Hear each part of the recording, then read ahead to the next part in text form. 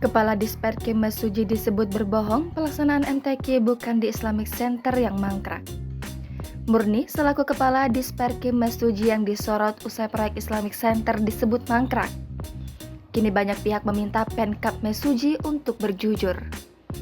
Sebab warga merasa geram dengan pengakuan Murni yang menyebut bahwa proyek tersebut tak mangkrak.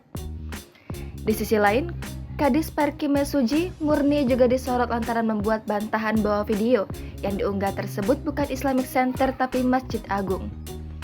Bahkan, ia menyebut bahwa proyek tersebut tidak mangkrak karena pernah dipakai untuk acara MTQ. Selain itu, Murni juga mengaku akan mengurus hal tersebut dengan melaporkannya ke Bupati maupun Sekda.